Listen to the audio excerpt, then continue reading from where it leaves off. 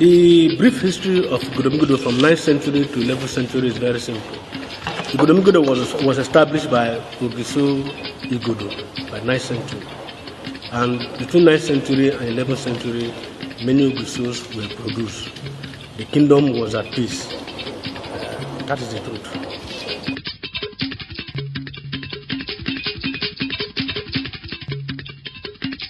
In their seniority, in their chronological order, we have Ogiso Igbodo, who ruled from 900th century to 925.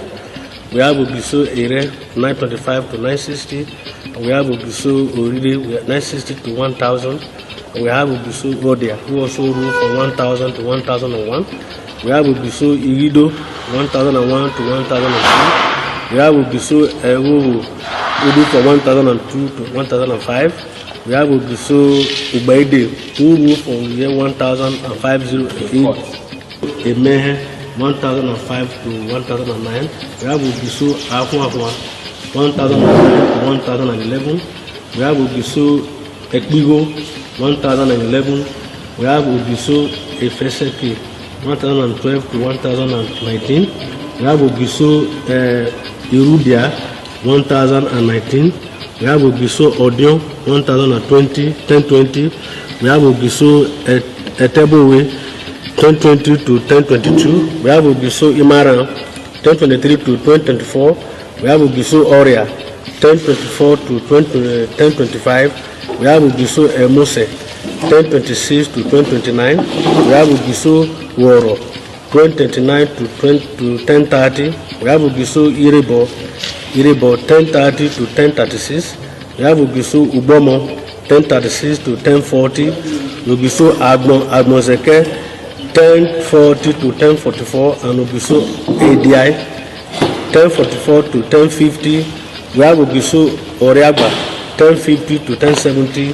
Ogiso Odolibi, 1070 to 1085. Ogiso Uwa, 1085 to 1095. Ogiso Eheneden, 1095 to 1110. We have Ogiso Uwede, 1110 to 1112. Ogiso Oduwa, 1112 to 1119. Ogiso Obioye, 1119 to 1121. Ogiso Arigo, 1121 to 1125. Ogiso Owodo, 1125 to 1130. And Ogiso Evian, 1130 to 1170. These are the roll calls of past Ogisos, with Ogiso Evian making 32 Ogisos.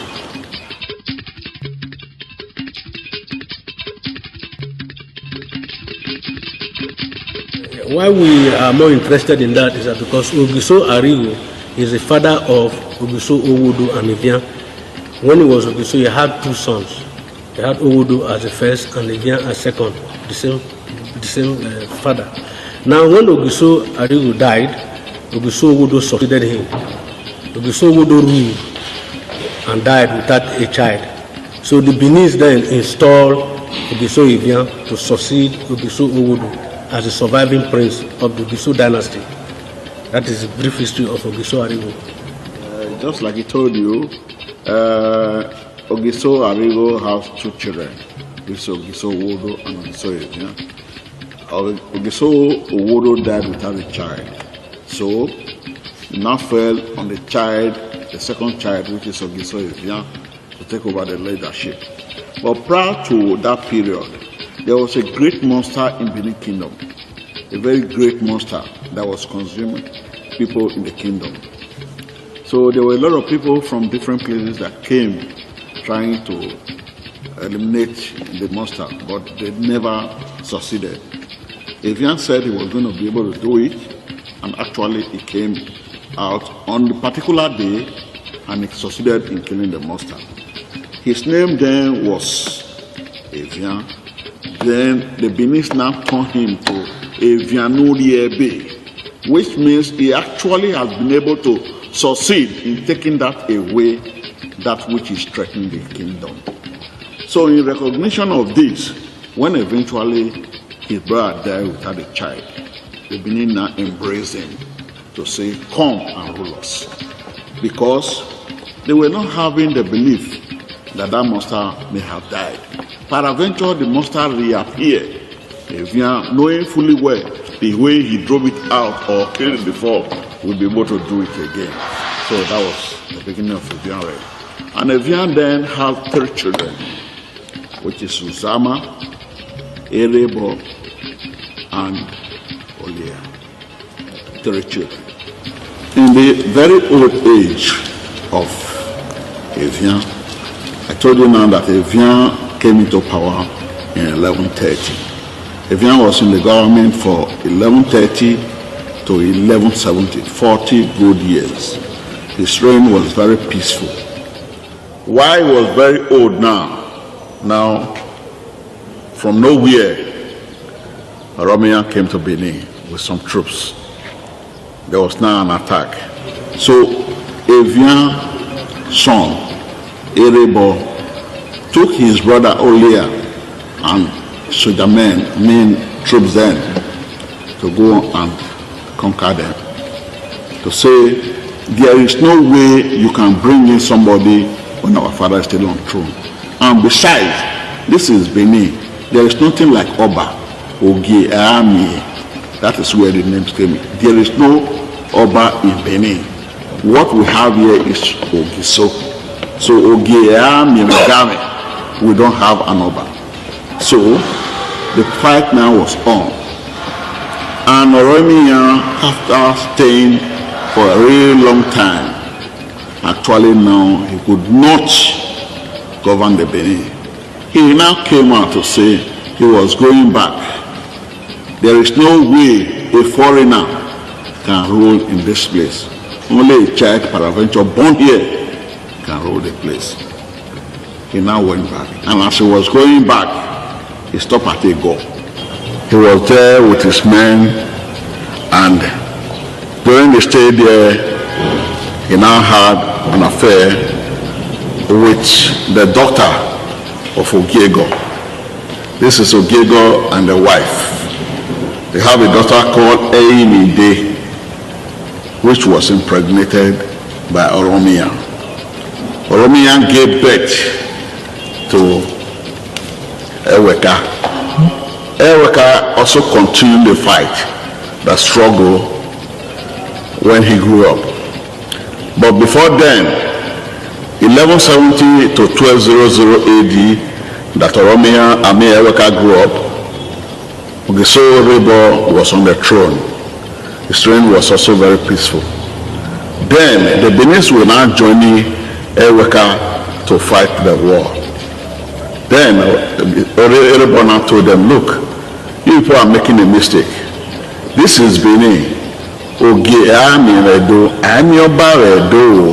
It is better for you to join us to fight this war, because we don't know where you are bringing an Oba from.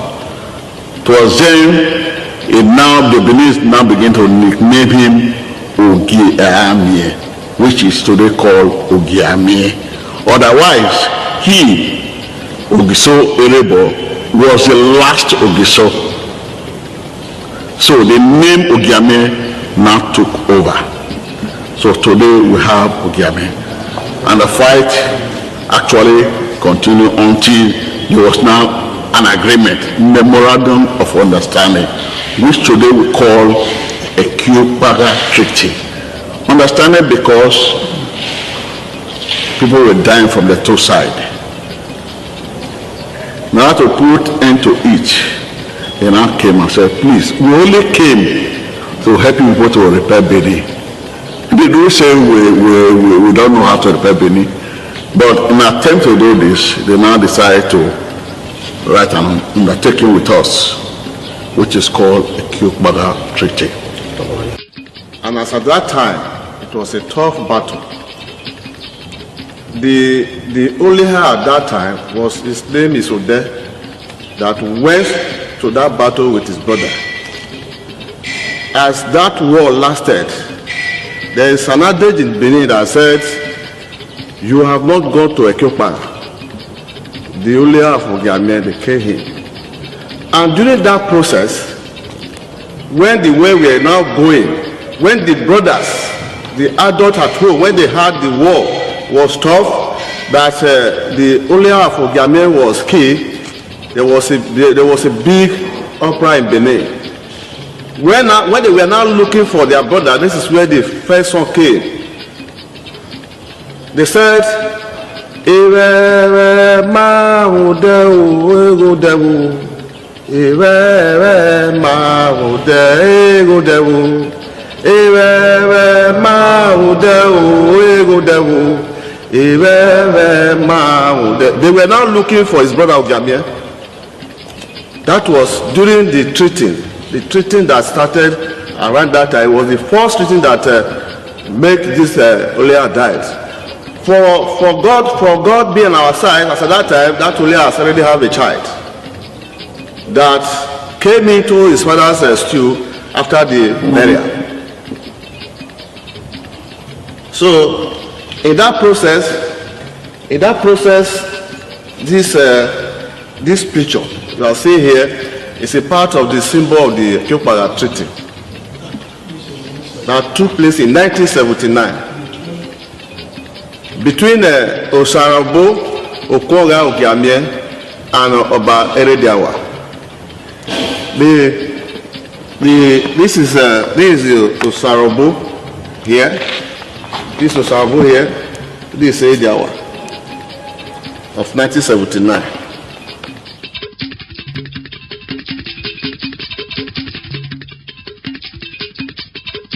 Traditionally, the Ekiopaga Treaty was when the Ogiamie Erebo leased a particular section of the Igodomigodo to Bayeweka. In doing that, there was a formal agreement. So the provision of that agreement is called Ekiopaga Treaty because it was finally signed at Ekiopaga. Now, as you will understand, a treaty olden days was signed between nations. Treaties were not an agreement by party business. A treaty was signed between nations. By 9th century, when Igodomigodo was existing as a country of its own, as Rohingya explained, after series of peacemaking effort, now a treaty were not to be signed between the invading forces that came from Ile-Ife and the Igodomigodo people. That's how the treaty came about. So that tells you that Igodomigodo was a nation as at that time. Another nation came to fight Igodomigodo. So in an attempt to make peace, so this treaty became necessary. Now let me give you the provision of the treaty. Now the content of the Ekiopaga Treaty is this. Number one, that Igodomigodo land, which with the Ekiopaga Treaty, with the Ekiopaga at the demarcation line, was divided into two equal parts. With Ogiamie Erebo reportedly said, I sell half of this land to you, putting sword into the locked palms of Obayeweka the first and himself. I do not sell the land to you finally. It shall be yours throughout your reign. But your children shall in future buy this land again from me in the same way you have done. 2. That Ogiamie's warriors and the Oba's warriors will not, during their traditional raid on market, confiscate either family's goods. Number 3. That certain thatch called Ehure in Benin will be used in roofing all the houses built on the Oba's half of Igodomigodo land, while a Beni thatch leaf will be used on houses on Ogiamie's half. 4. That the family of the Ogiamie and the Oba will not intermarry. 5. That the Ogiamie will pay to the Ogiamie as each of his succeeding sons will do in future the following purchase fees: 4 persons, including a woman, a large drum called the Oha, and Ugiame, which was the equivalent of 6 shillings and 6 pence in British currency, a flute, that is Oru, a cow and Uhure, staff, Agba, and Ere. 6. That none of the Ogiame's children can be used as chief of the Oba, and that they cannot kneel down to greet the Oba of Benin. 7. That there should be cordial relationship between the Ogiamie of Utantan Kingdom, Igodomigodo land, and the Oba of Benin Kingdom. 8. That the Oba of Benin would sometime visit the Ogiamie in his palace through the door called Uruaini. This is the special door we were talking about, which is by the name in Benin is called Uruaini, which normally free for Oba of Benin to visit Ogiamie. The door is just about 4 feet height, And then when he's getting inside, he must have to bow down for the king. You can see the inside now. That place is more higher. Then when he's getting here, when he's going to go outside, that's where he bow down. Ogami is here to receive him. Then before they go into whatever any matter that have discussion, they want to discuss about the two kingdoms. I just said earlier, this is the other palace in Benin. This one came in the time of the Ogisos, so it's the oldest palace in Benin. It survived the British invasion. That number 3 is very, very important. If you enter Igodomigodo at that time, you will see this thing very clearly, the demarcation very clearly. You will see the houses built in the upper side with their own particular type of leaf. And you come to Ogiametu, the same different type of leaf. So then it was very easy to see the demarcation. We did not divide Benin today. That treaty divided Benin. But unfortunately, Igodomigodo. But unfortunately, you know, due to civilization, we now have our vessels, zinc, and so many things like that, different type of zinc. Now that has changed the nomenclature. Now you cannot differentiate between Igodomigodo, the Otantan kingdom, and the Benin kingdom. So that particular section is very important. Number 4 of that treaty says that the family of the Ogiame and the Oba will not intermarry. As I talk to you, that law up to today is still standing, even though some other laws have been overtaken by civilization. But this very one is still very sacrosanct. There was a case of what happened during the time of Oba Akenzwa, Oba Akenzwa II, who mistakenly married one of our daughters. As soon as our daughter entered into his palace, the lady started menstruating. The Oba Akenzwa II could not make love with her because she was not clean. So after so many months, Oba Akenzwa now called her, asked her, "Who are you? Where are you from?" She now introduced herself to Oba Akenzwa and told her that she's from Ogiame family. Oba Akenzwa now said, no wonder. And this is a picture of the lady when, yes, she's still alive as I'm talking to you. She's still alive as I'm talking to you now. So Oba Akenzwa now asked that she should be returned to her family that very night. And after she was returned to the family, she got married immediately, and that issue of blood stopped. As I've talked to you now, she had many children, a lot of them in America. She's in Benin City here. If you need further details, we can even take you to her. This is when our current Ogiame went to visit her, when she was the chairman of the planning committee of the family. These are some of the other pictures that those who accompany to see the woman.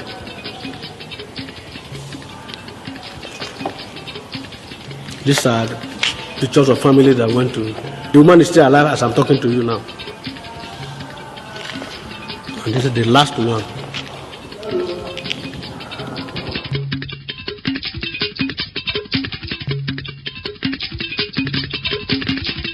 See, actually, when you look at them, they are look alike. Why we can easily identify them? When they are bringing it, you see this one with this now. You see this one is a bit higher. You see this one is a bit higher. Now this is for Oba Eweka II. And again, this is for Akenzwa II. It depends on how we tell them to do it so that it can easily be identified in future. You see, this one is high again. The family has right to tell them, so bring it down so that it can easily be identified when you are saying it. Just exactly the pictures behind you, so they are all those were from the past Obas that you can see they are tall. But there's a time the family will not decide say that it's too tall, let them be reducing it. That is how you see it like this, you see it like this, you see it like this. You can decide to tell them, you can decide to reduce it to certain from here. We'll be going down again until it goes up again. This is for Oba Akenzwa II. This is for Erediawa. But the true picture of this is that when you look at here now, this symbol here tells on actually the women they brought. As at that time, when you bring a woman, the Ogiso or the Ogiame will give that women to their respective children to marry. They just dash them. We give it to them to marry. The men, they can give it to somebody to go to farm with him. That is why you see this one is standard, but they don't see any person. They don't see any person they give out now. They now have to replace it with this one, a woman and is kneeling down to serve his husband. This is the symbol. This staff of office, which we call Lokore, was being brought by Oba Eweka II about 170 years ago, 103 years ago. Why this Akanzwa, Oba Akanzwa II, he brought this one about 84 years ago. When this one was brought by Oba Erediawa in 1979, while in my own time, he brought this Okure and this another,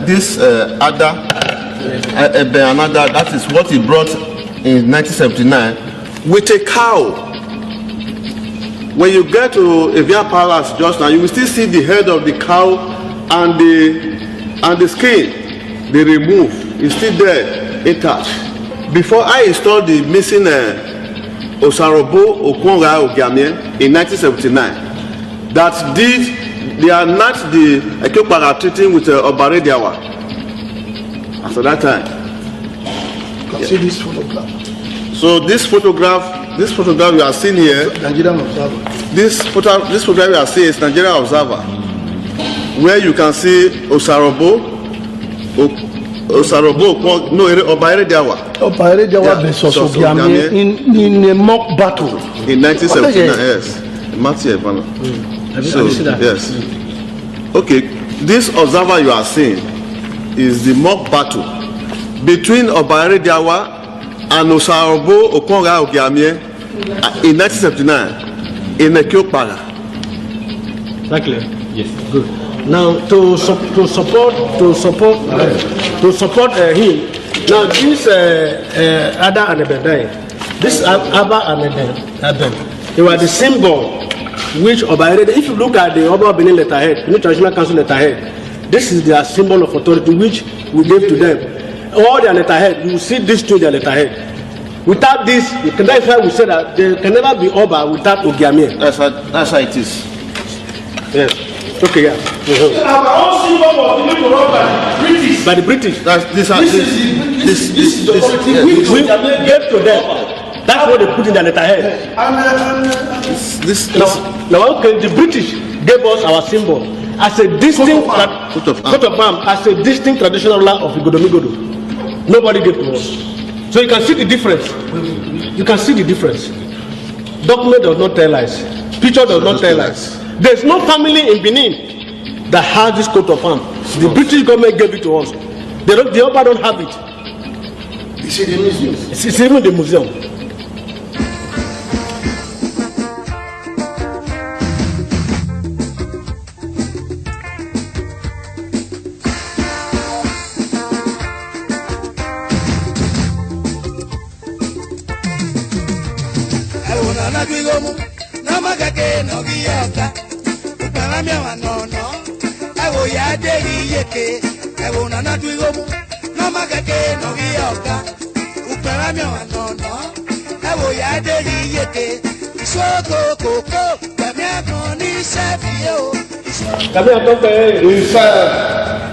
His Imperial Majesty, Rick Arisco Osamebe JP, the Ogiamie of Sultan Benin. The man who has come to liberate us, the Savior, the great man with the lion heart, the man many believe to be a reincarnation of Ogiamie Iribo, is what we are looking at now, what we are seeing now. Ogiamie Atope! Ogiamie Atope! So, as I've said aloud in my introduction, my function in this family, I play a role of administrative head in this Ogiamie family. And in 1979, I installed Osabo Okwonga Ogiamie, as I've said earlier. And in 2015, September 9, I did the same installation of Imperial Majesty, Rich Arisco Osamebe JP, the Ogiamie of Sultan Benin. And immediately after the installation, about a week thereafter, we this struggle continued. He was arrested. I myself was arrested. I installed the missing Ogiamie chief. Ogiamie Osabo Kongai. I installed him. I installed the present one now, the Imperial Majesty, Rich Arisco, Senegate JP, the Ogiamie of Utata, as today.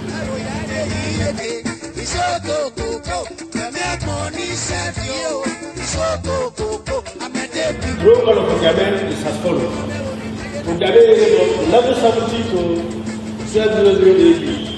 Ogiamie will be 1200 to 1250 AD. Ogiamie will there 1250 to 1330 AD. Ogiamie is Mahosa. Ogiamie is Joseph. Malaya, Eyagia Panigogo. Osaya More Noga, Bagia Wena, Udani Malaya, Eyagia Panigogo. Usaya Mega, Eyagia Panigogo. Udani Malaya, Eyagia Panigogo. Uala Uselu, Eyagia Mano. Udani Malaya, Eyagia Panigogo. Uala Weru, say Eyagia Pierre. Udani Malaya, Eyagia Panigogo. Ukababi Yekaba, Eyagia Panigogo. Udani Malaya, Eyagia Panigogo. Uasokaso, Eyagia Panigogo. Here today, he is the current Ogiamie of Utata Guinea. He is the Imperial Majesty, Rich Aristo, Senegate JP, 2015 today. Ogiamie Apopae, direct sons of Ogiso Evian that ruled Igoromigodo from 1130 to 1140.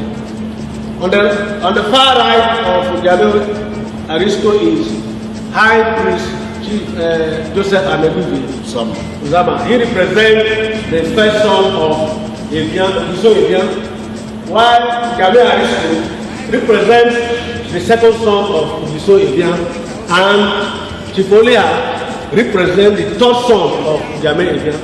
Make the three gentlemen.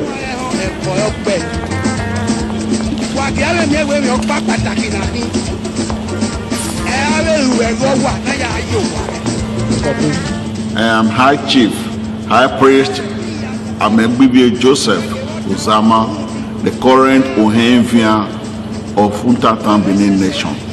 I came into office 20th of January 2013. Presently the President of Ohenvia. At the center is His Imperial Majesty, Rich Aristo Senegate JP, the current 24th Ogiamie of Untatan Benin. Chief Patrick Osabo Olea, the Olea of Utata Benin. Ogiso Arigo had two children, Ogiso Owodo and Ogiso Evian. Now when Ogiso Arigo ruled and died, it was given to his first son, which is Ogiso Owodo. Now when Ogiso Owodo ruled and died without a child, his younger brother, which is Ogiso Evian, took over the reign of Igoromigodo. Now in the time of Ogiso Evian, they have three children, Uzama, Irebo and Ode. Gentlemen, I'm presenting today the three children that are representing Evian dynasty. The Uzama, the Ogiamie, which is not today Ogiamie, it was Irebo. And then we have the Ode. Now one thing that is interesting about these three gentlemen is that the Ohenvia is in charge of Yekoba. As I talk to you, from 11th century to date, Ohenvia is in charge of Yekoba. The Oba of Benin does not send an Enogi to Yekoba. That's part of the treaty. Ogiso Evian was in charge of Igoromigodo. Like Ogiamie Aristo always says, Ogiso Evian was the first king to introduce will, definitely the will, that the sharing of will when the man is about to die. Because it was in his reign that he divided Igoromigodo into three again for with his children. He gave Yekoba to Uzama. He gave the Ogiso Art to Irebo and gave the Olia Potters to them. That is how it has been up to today. Now, the Olia installed, he is the administrator between the Uzam, the Ohenvia and the Ogiamie. He installed the three, the two of them. So this is what we made our forefathers left us. We are not introducing anything new. We are not. So what you are seeing today is the Son Ojam dynasty.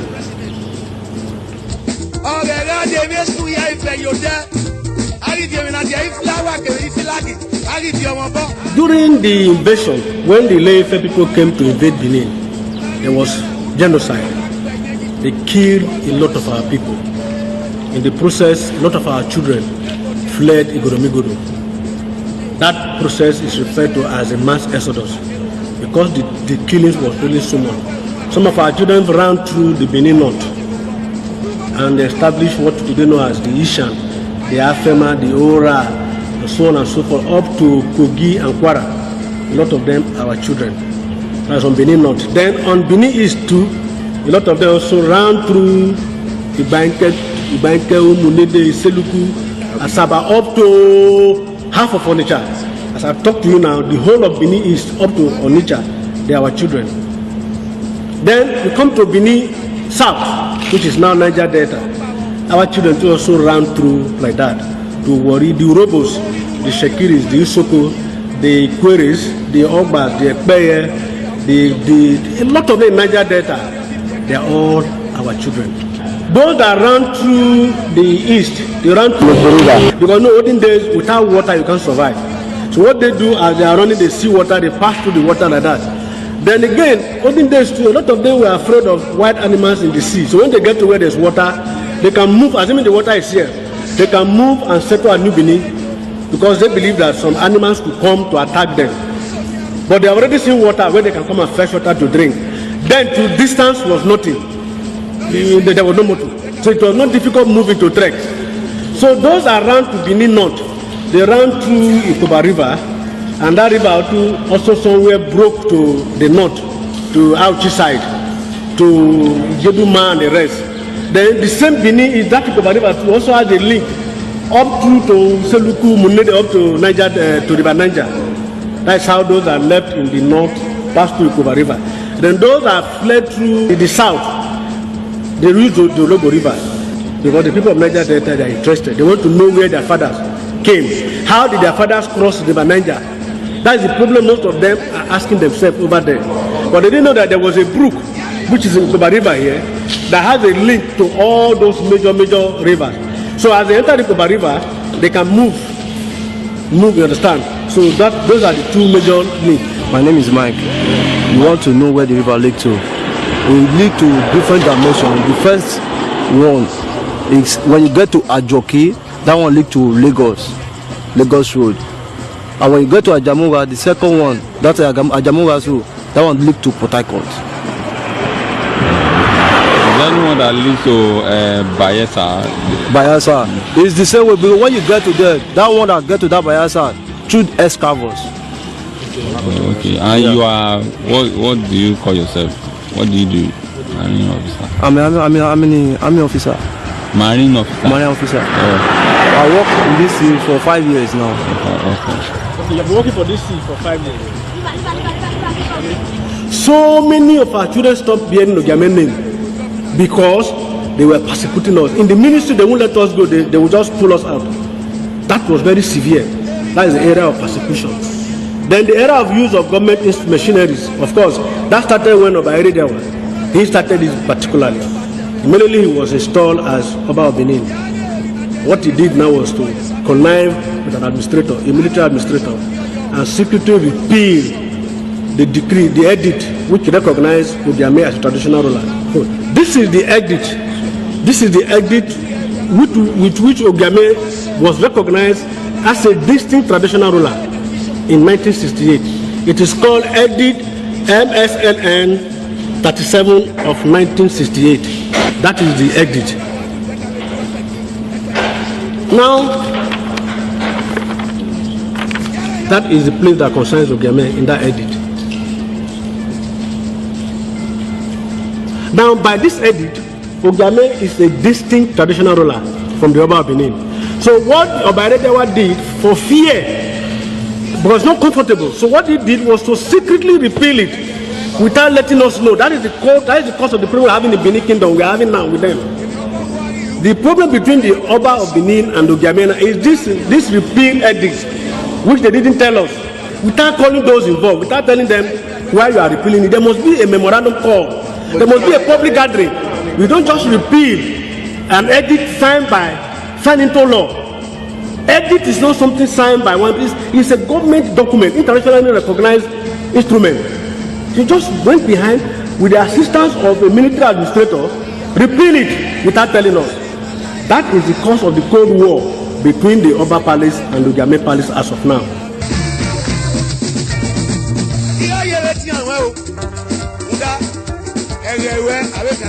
Many people are asking this question. It's very, very interesting. What actually happened was that after Igbodomikodo was divided, it had been broken into two with Benin Kingdom and Utanta. You know war strategy. The Ilefe people came and weakened the Ogiso, and all the children of the Ogiso have fled. The strong children have fled. So leaving Ogame alone, and olden days it was a farm. The greatest industry there was farming. Nothing like government work. So the Ogame will be going to farm. He has so many wives and children, so he needed to feed his children by going to farm. Now the Oba dynasty cashed in on this to usurp the powers of the Ogame. So by 1940 amalgamation and the coming of UP and Wolowo, these are their people. That is where the connivance were done. Ogame was now put aside while they took over completely. That is how it happened. When I was small, I used to know when Ogame, before we buy land in Utanta, Ogame used to sign. I witnessed it as a small boy. I witnessed it. If you buy land in Utanta, Ogame will sign paper for you. I saw it live. To still buttress the fact that Ogame was in charge of his territory, Utanta, when the need to have a government house came, Ogame was approached. And he released that place where you have government quarter and a government house, Jari, belongs to Ogame territory. The government applied and the Ogame released it to them. If it's on record that Oba market of today, when they need to have a market of came, they also approached Ogame and he released the place to them. Now if Ogame wasn't in charge, would they have approached him? So that is not, it's not in dispute. The dispute we have is not that Oba Edewa repealed the edict. That is the problem we are having now. We are not dragging the soul of the Oba of Benin with them. We are not interested in the Oba of Benin too. We are okay, we are comfortable with the Ogame of Utanta, which God has given to us. We are not dragging the Oba of Benin too. They are the people fighting us. So unknown to us, ideally, the federal and state government are supposed to maintain Ogame Palace being a recognized traditional ruler.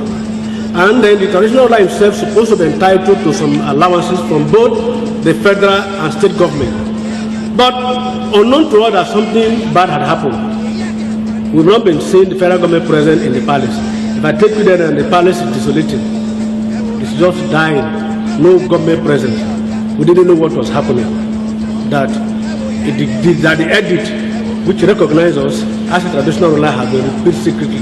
We didn't know. So when we now installed the new Ogame of Utanta, because it became necessary when the information got to us that Oba was down.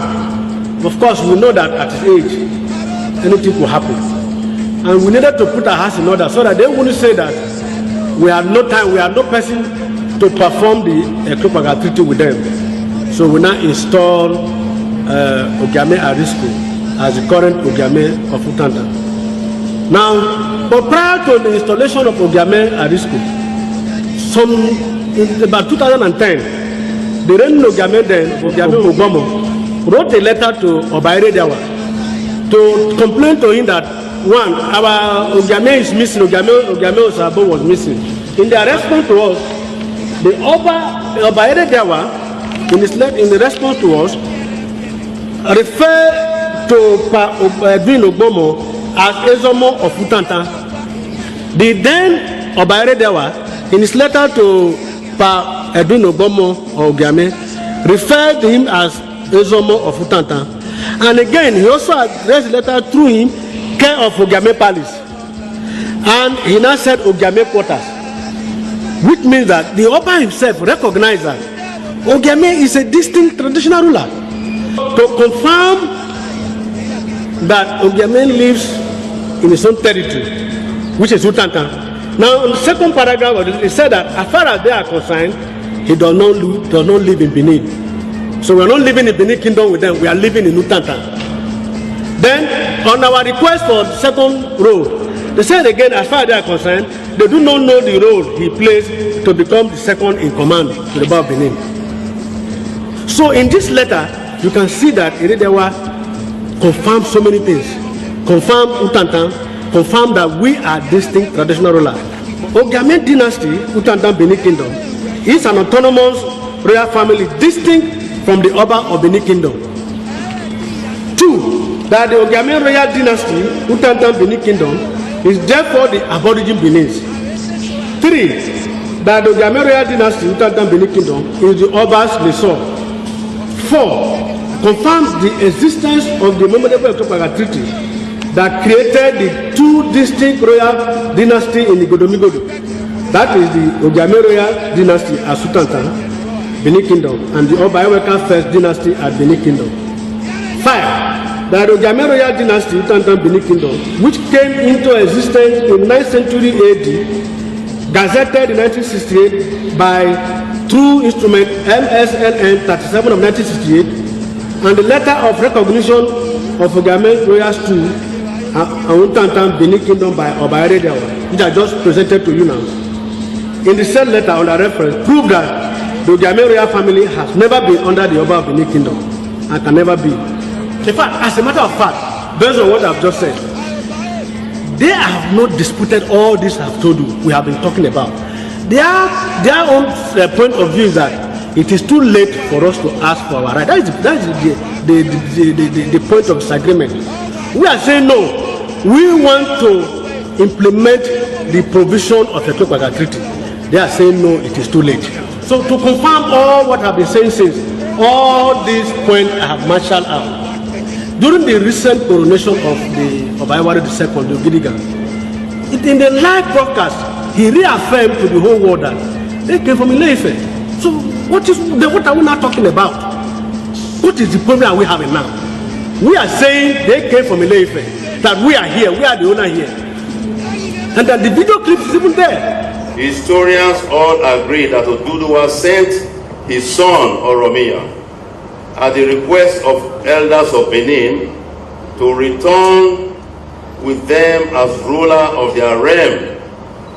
Oromia's stay in Benin may have been short, but before he left, a child was born to him who was later crowned Oba, and as is known today as Eweka I. Oromia's time in Benin, however short-lived, he was an Oba, and so he was the first Oba after the Ogiso dynasty came to an end. He established Obaship in Benin. By implication, therefore, the listing of past Obas should therefore begin from Oromia.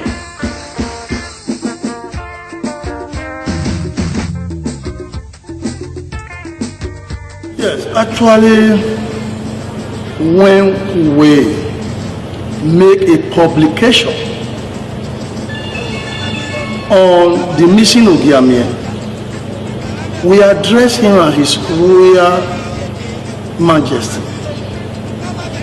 The palace frowned at it seriously. That why should we address our former king as His Royal Majesty? And these are appellations that are not known to law.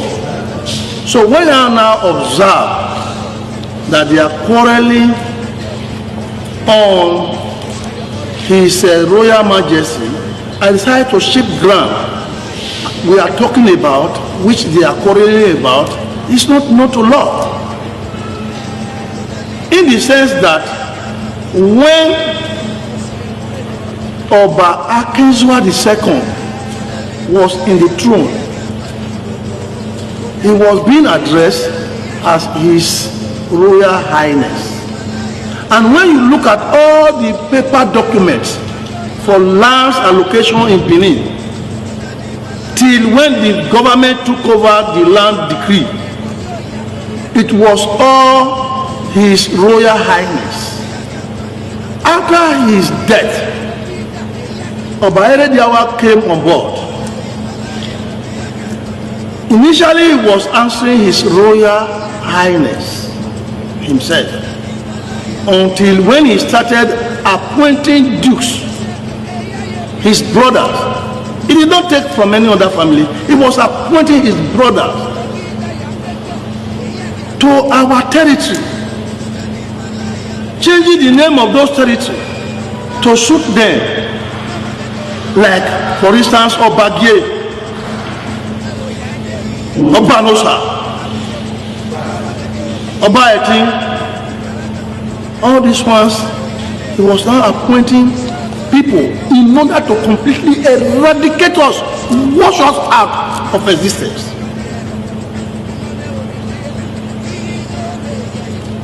He now asked those his brothers to be bearing His Royal Highness. He now claimed to himself His Royal Majesty. It was Oba Erediawa that started bearing His Royal Majesty. So when we were making our publication, you are a tenant, we are the landlord.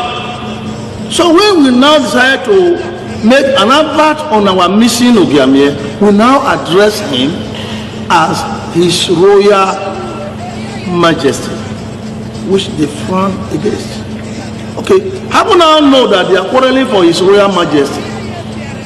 We decided to shift ground to allow peace reign and actually claim what we are, what we actually are. Since we lease a part of Igbodo to them,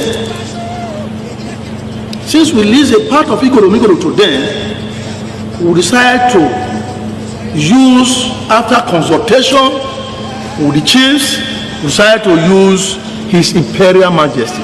That is why today, me being addressed as His Imperial Majesty, Rich Arisco Osemge JP, the Ogiamie of Utata, Benin Nation.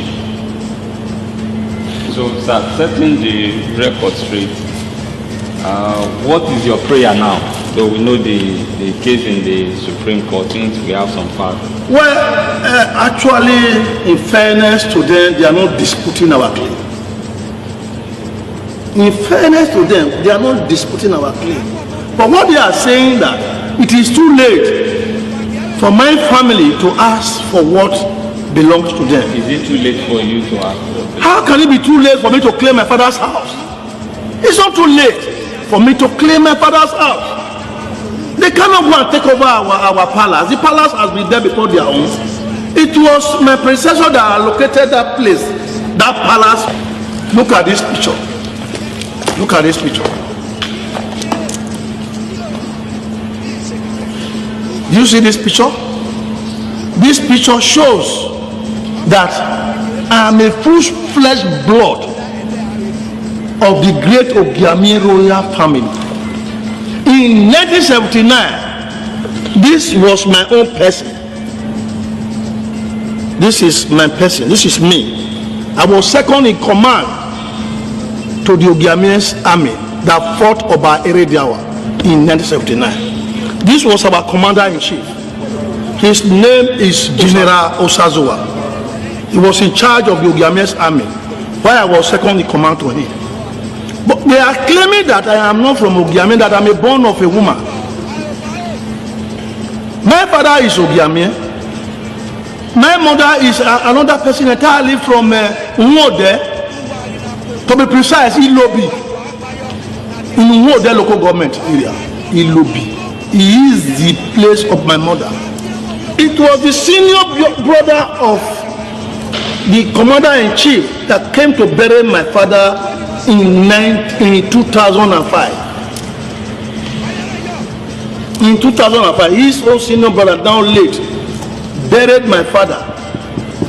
Can you go and get Ogiamie to another family to come and bury your father if you are not from that family? And again, we have greetings. No other person have that greeting in the world apart from Ogiamie. and the greeting is Laire.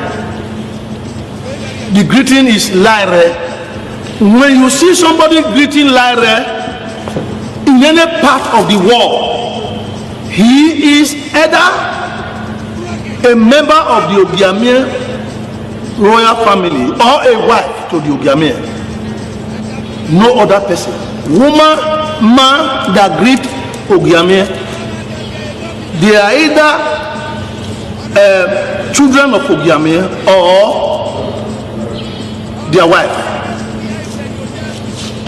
Okay. Lastly, what would be your message to the sons and daughters of the Tanta Kingdom who are spread in the south, west, north, and all over Nigeria and all over the world? My message to them that they should all remain calm, that we will pursue our aim through due process. And at the moment, our case is now in the Supreme Court. We are now waiting for the Supreme Court to rule whether Oba Ere Diawa have the singular right,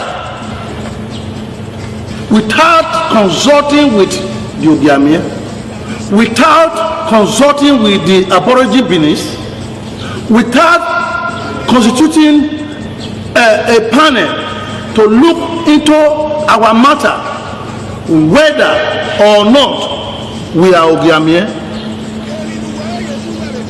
but I have that singular right on his own to use the instrument of government to remove that title, that gazette of 1968 from us, which was duly recognized. From that very year 1968 to date, all our entitlement from the federal government are being claimed by them. They sign for their own and at the same time sign for our own. The appeal court recognizes that it's an instrument. Wow. That it is an instrument, a qualified instrument for the Ogiamie to be as a traditional ruler. And their ruling in the state high court and in the appeal court says status quo should remain pending the outcome of this case in anywhere. And that is why you see me, I'm still dressing as the Ogiamie. It is only him that flouted the law. As at the time this ruling was given, he was the Odaken Uselu. That is, this President Ogidigan was the Odaken Uselu, was in Uselu. He beat that law and forced himself to be installed without regards to the Ogiamie. We're talking about regards to the Ogiamie. In your own aspect, do you still recognize him as the Oba of Benin? But at this moment, in law, not even me recognizing him, in law he's not recognized. He's only suppressing the law. When the chiefs are done, everybody will answer his or her father's name. He's claiming that nobody could ask him now because they are all afraid of him. He cannot be arrested. If you make any report, if you invite him, he will not go. Because they have so suppressed us to that extent. The only rescue we have now is based on the Supreme Court.